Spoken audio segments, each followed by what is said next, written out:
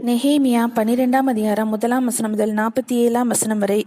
செயல்தலின் குமாரனாகிய செருபாபேலோடும் யெசுவாவோடும் வந்த ஆசாரியரும் லேவியரும் யாரென்றால், செராயா, எரேமியா, எஸ்ரா, அமரியா, மல்லூக், அத்தூஸ், செகனியா, ரெஹூம், மெரேமோத், இத்தோ, கினேதோ, அபியா, மியாமின், மாதியா, பில்கா, செமாயா, யோயாரிப், எதாயா, சல்லு, ஆமோக், இல்கியா, எதாயா என்பவர்கள்.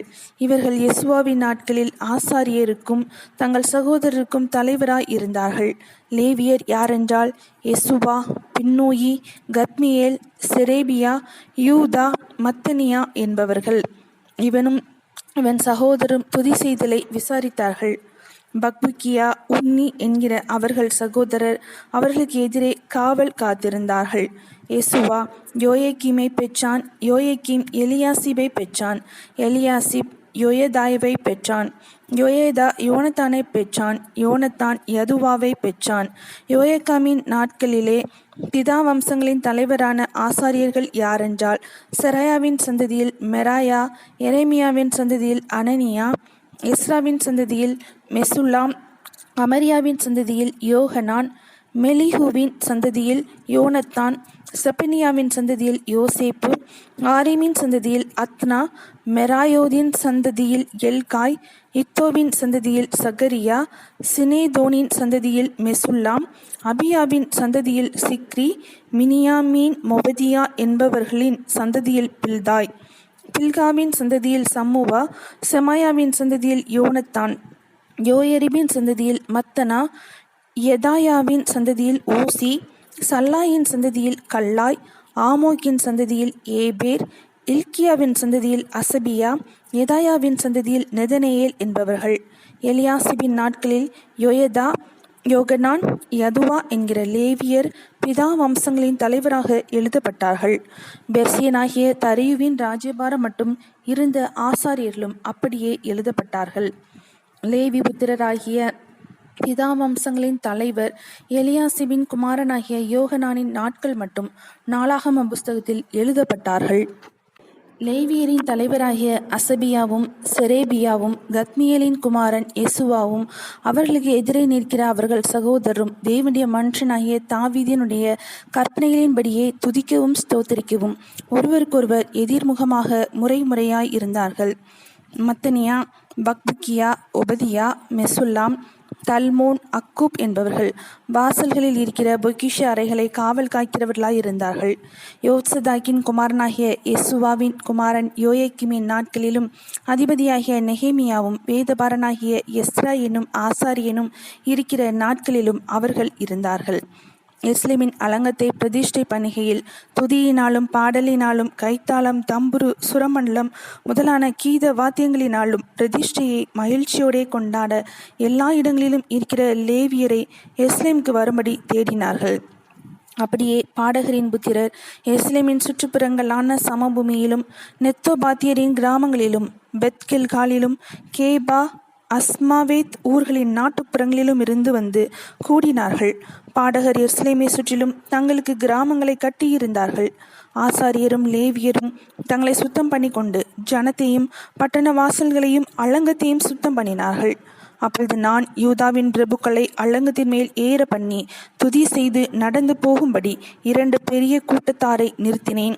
அவர்களில் ஒரு கூட்டத்தார் அலங்கத்தின் மேல் வலதுபுறமாக குப்பைமேட்டு வாசலுக்கு போனார்கள். அவர்கள் பிறகாலே ஓசாயாவும் யூதாவின் பிரபுக்களில் பாதி பேரும் அசரியா, எஸ்ரா, மெசுல்லாம், யூதா, பென்யமின், சமாயா, எரேமியா என்பவர்களும்.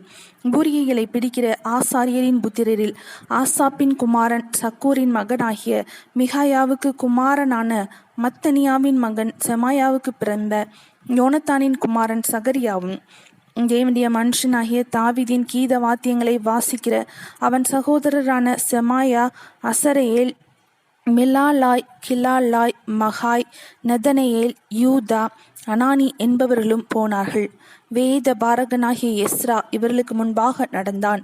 அங்கேயிருந்து அவர்கள் தங்களுக்கு எதிரான ஊருணி வாசலுக்கு வந்தபோது அலங்கத்தை பார்க்கிலும் உயரமான தாவீது நகரத்தின் படிகளில் ஏறி தாவீது வீட்டின் மேலாக கிழக்கே இருக்கிற தண்ணீர் வாசல் மட்டும் போனார்கள்.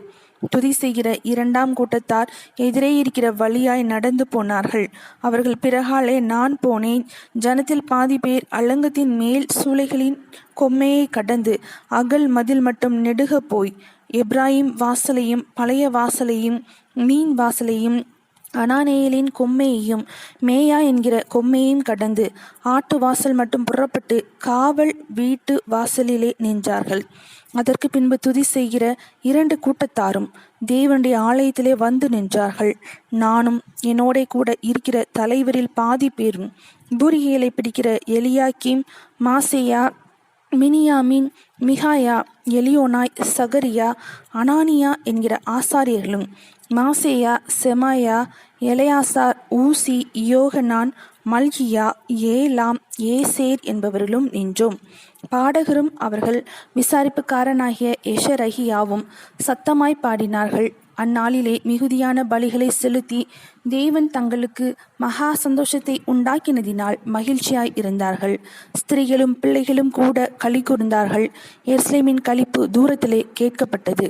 அன்றைய தினம் பொக்கிஷங்களையும் படைப்புகளையும் முதல் கனிகளையும் தசம பாகங்களையும் வைக்கும் அறைகளின் மேல் ஆசாரியர்களுக்கும் லேவியர்களுக்கும் நியாயப்பிரமாணத்தின்படியே வரவேண்டிய பட்டணங்களுடைய நிலங்களின் பங்குகளை அவைகளில் சேர்க்கும்படிக்கு சில மனுஷர் விசாரிப்புக்காரராக வைக்கப்பட்டார்கள்.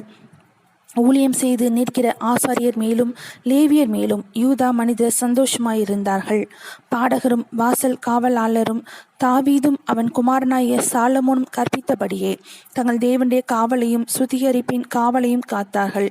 தாவீதும் ஆசாப்பும் இருந்த பூர்வ நாட்களில் பாடகரின் தலைவரும் வைக்கப்பட்டு தேவனுக்கு துதியும் ஸ்தோத்திரங்களும் செலுத்துகிற சங்கீதங்கள் திட்டம் பண்ணப்பட்டிருந்தது. ஆகையால் செருபாபேலின் நாட்களிலும் நெகேமியாவின் நாட்களிலும் இஸ்ரவேலர் எல்லாரும் பாடகருக்கும் வாசல் காவலாளருக்கும் அன்றாடக திட்டமாகிய பங்குகளை கொடுத்தார்கள். அவர்கள் லேவியருக்கென்று பிரதிஷ்டை பண்ணி கொடுத்தார்கள். லேவியர் ஆரோனின் புத்திரருக்கென்று அவர்கள் பங்கை பிரதிஷ்டை பண்ணி கொடுத்தார்கள். நெகேமியா 12ஆம் அதிகாரம் முடிந்தது.